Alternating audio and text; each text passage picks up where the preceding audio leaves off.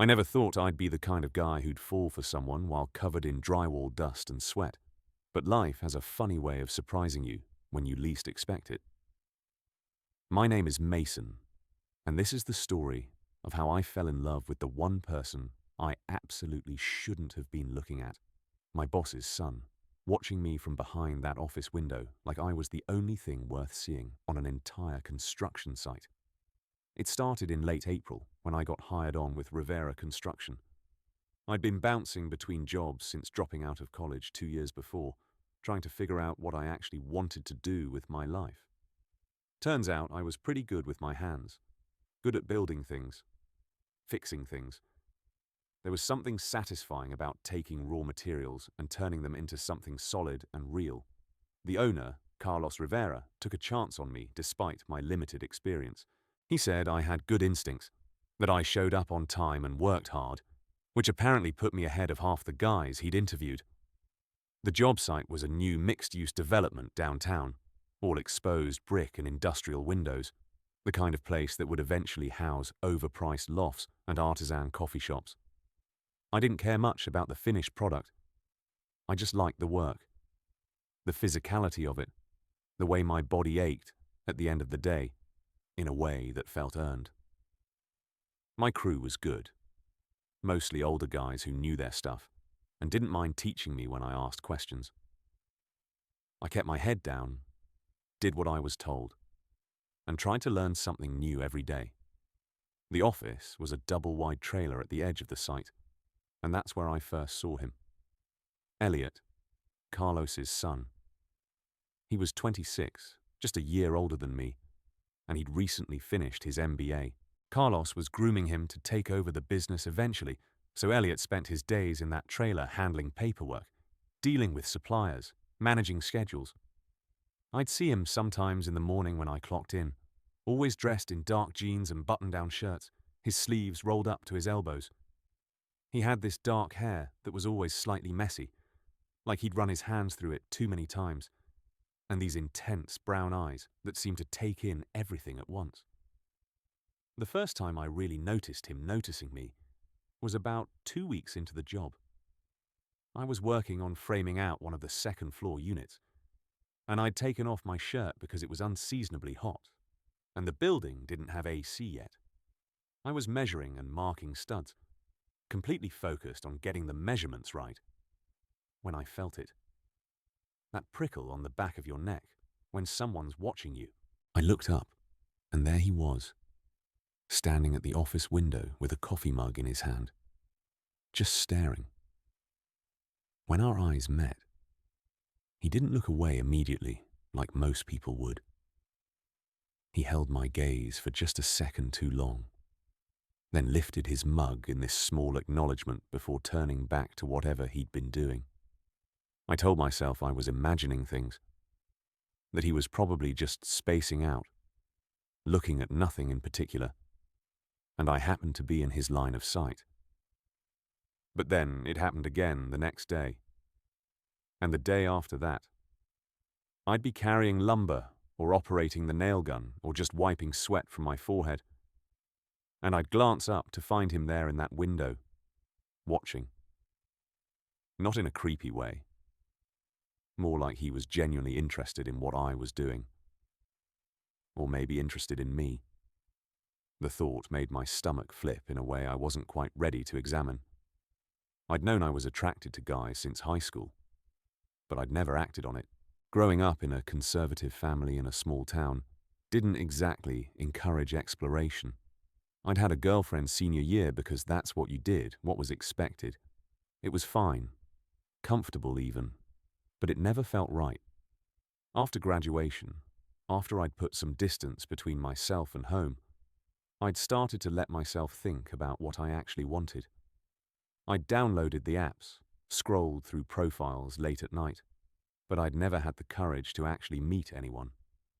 The idea of being with a man was thrilling and terrifying in equal measure, and I'd convinced myself I had plenty of time to figure it out. But now, there was Elliot, and suddenly time felt urgent. I started paying more attention to my appearance in the mornings, making sure my work jeans fit well, wearing shirts that I knew looked good on me, before inevitably taking them off in the heat. I told myself I was being ridiculous, that he was my boss's son, and probably straight and definitely off limits for about a dozen different reasons. But I couldn't stop myself from looking for him, from positioning myself where I knew he could see me from that window. The first time we actually spoke beyond basic pleasantries was on a Friday afternoon. I was the last one on site, finishing up some detail work I'd wanted to get done before the weekend. Everyone else had already clocked out, and the sun was starting to set, casting long shadows across the unfinished floors.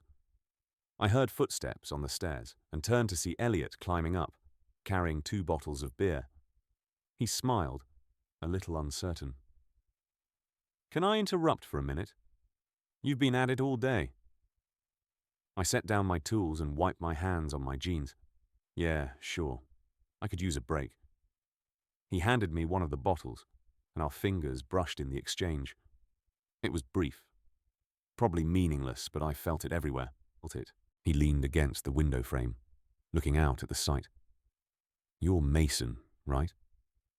My dad speaks highly of you. Says you're one of the hardest workers he's got." I felt myself flush with pride. I just try to do good work. He took a sip of his beer, then looked at me with those intense eyes. "I've noticed. You're very focused, dedicated." There was something in the way he said it, some underlying meaning I couldn't quite grasp. We talked for maybe 20 minutes, about nothing particularly important. He asked about my background, why I'd left college, what I liked about construction. I asked him about business school, about what it was like working with his father. The conversation flowed easily, naturally, and I found myself relaxing in a way I usually didn't around new people. When we finally called it a night, he paused at the top of the stairs. "Same time next Friday. If you're going to be here late again, I mean." "Yeah," I said, trying to keep my voice steady. "That sounds good." After that, Friday afternoons became our thing. He'd always show up around 5:30 with 2 beers, and we'd talk while the site emptied out around us. We covered everything from music to politics to our families. I learned that he'd always felt pressure to join the family business, that he sometimes wondered what his life would have been like if he'd pursued something else. He learned that I'd dropped out of college because I couldn't stand the idea of 4 more years in a classroom, that I'd always been better at doing than studying. What I didn't tell him was that I thought about him constantly, that I'd started having dreams about him. Dreams where we were more than just friendly co-workers sharing a beer. Dreams where I knew what his mouth tasted like, where I knew how his body felt pressed against mine. I'd wake up hard and frustrated, angry at myself for wanting something I couldn't have. The tension between us grew week by week. Our conversations became more personal, more intimate. He started touching me casually, a hand on my shoulder when he laughed at something I said, fingers brushing my arm when he handed me a beer. Every touch felt electric, charged with possibility. I couldn't tell if I was reading too much into it, or if he was feeling the same pull I was. Then came the day that changed everything. It was early June, oppressively hot, and I was working on installing windows on the 3rd floor. It was delicate work, requiring precision and patience, and I was completely absorbed in it. I didn't realize Elliot had come up until he spoke from right behind me. "That looks complicated." I jumped, nearly dropping the level I was holding. "Jesus, you scared me." "Sorry." He didn't sound particularly sorry. He moved closer, looking over my shoulder at my work. "How do you make sure it's perfectly level?" I showed him, hyper-aware of his proximity, of the way I could feel his breath on my neck. He asked questions, seemed genuinely interested. And I found myself explaining more than I probably needed to. When I finished securing the window, I turned around and suddenly we were face to face, inches apart. neither of us moved. I could see the exact moment his eyes dropped to my mouth, then back up to meet my gaze. My heart was pounding so hard I was sure he could hear it. "Mason," he said quietly, "I need to tell you something."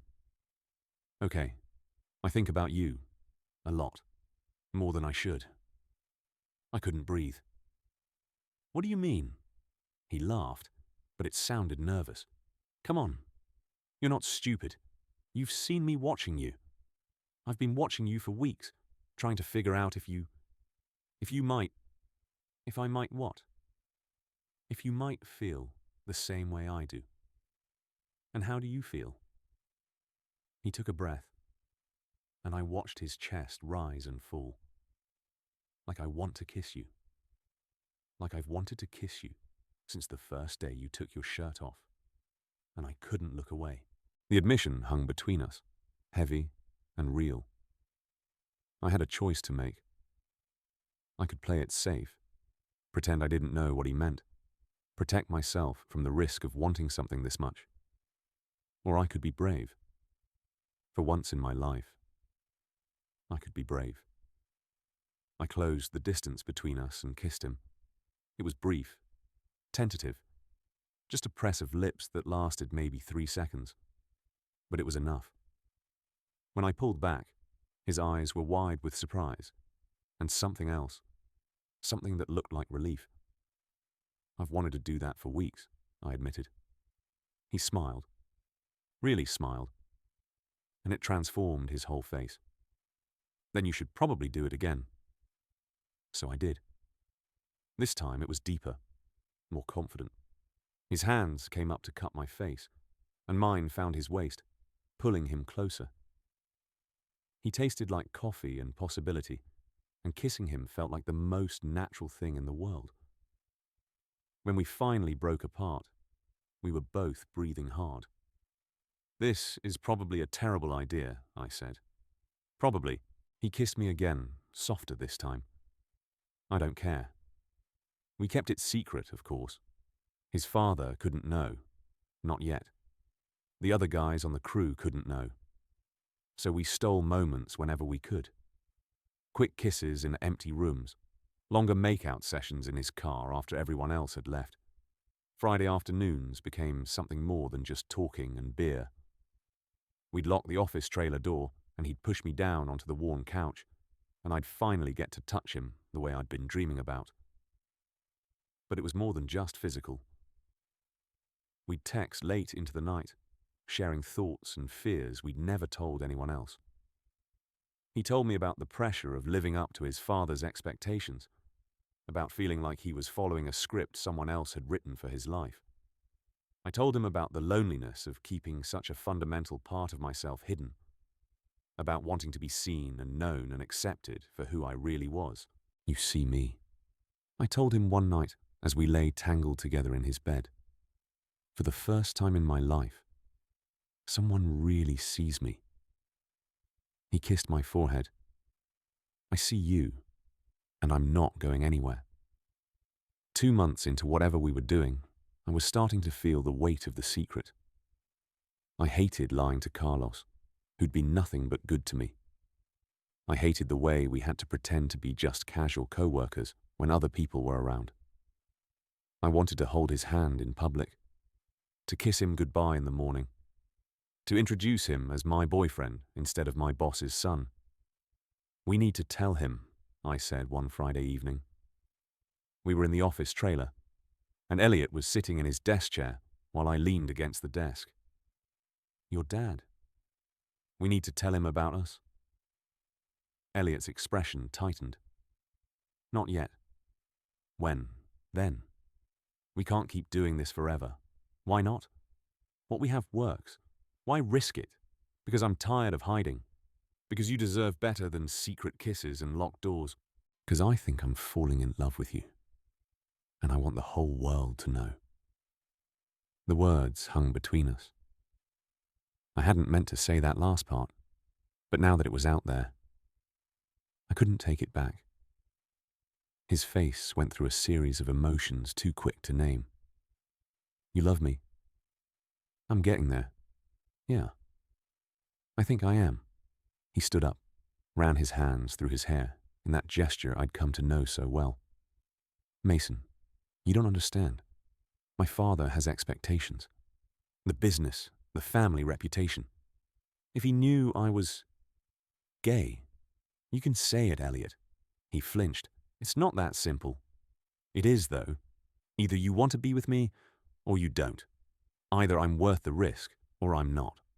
That's not fair. Maybe not. But it's true. We didn't resolve it that night. He asked for more time, and I gave it to him, because I didn't know what else to do.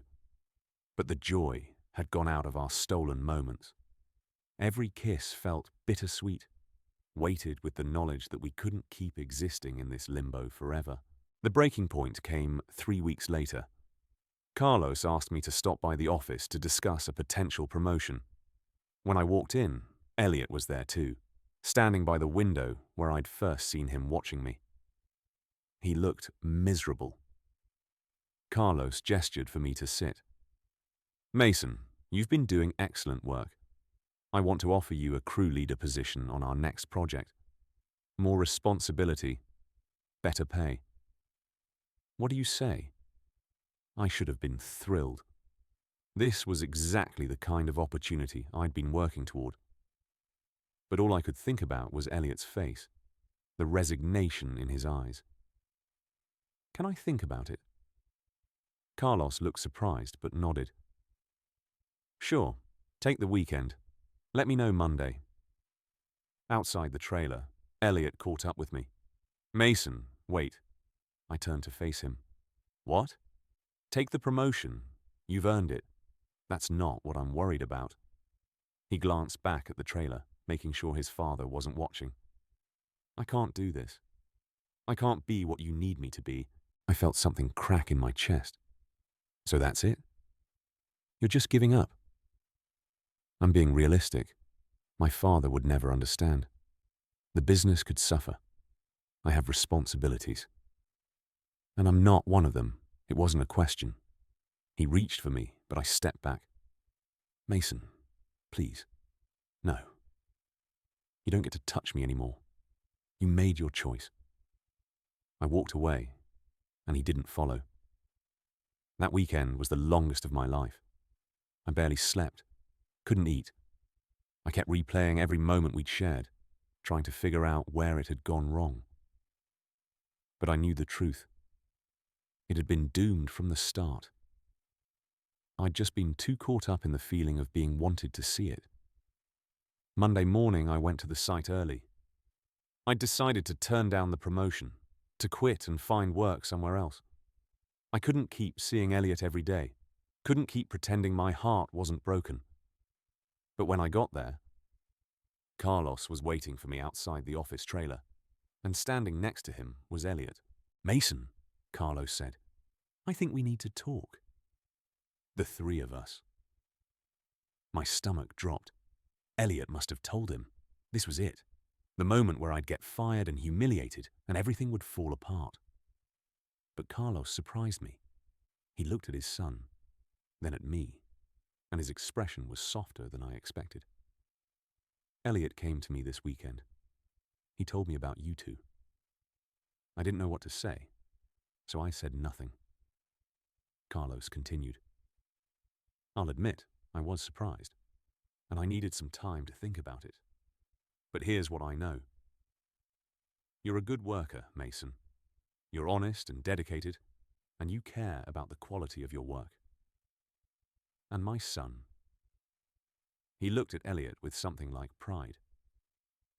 My son has never been brave enough to go after what he really wants. Until now.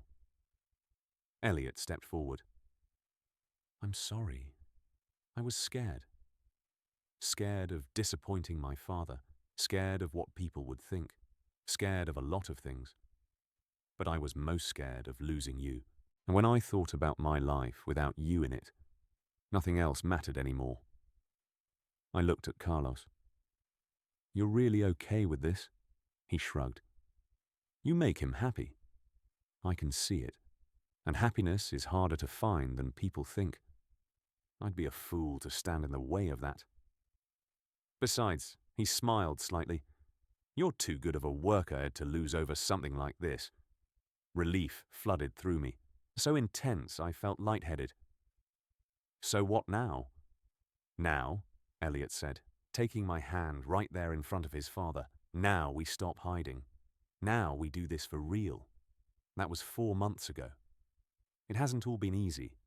Some of the crew had opinions, and not all of them were kind. But most of the guys didn't care who I loved, as long as I did my job. Carlos has been surprisingly supportive, even joining us for dinner sometimes, asking about our relationship, the same way he'd ask about any couple. Elliot and I moved in together last month, a small apartment downtown within walking distance of the site. I wake up next to him every morning, and it still feels like a miracle. We're learning how to be together in the real world, not just in stolen moments. We argue sometimes about stupid things like who left dishes in the sink or whose turn it is to do laundry. It's ordinary and domestic and absolutely perfect. I took the promotion. I'm leading my own crew now on a new project across town. But I still stop by the old site sometimes just to see it. And sometimes I'll look up at that office window and remember the first time I caught Elliot watching me. The way my whole world shifted in that moment without me even realizing it. He still watches me sometimes when I work. But now when I catch him, I can smile openly, blow him a kiss, mouth "I love you" across the distance. And he mouths it back. This man who was brave enough to choose me, to choose us even when it was scary. I never thought I'd find love on a construction site, covered in dust and sweat, with the boss's son watching from a window. But that's exactly what happened, and I wouldn't change a single moment of it.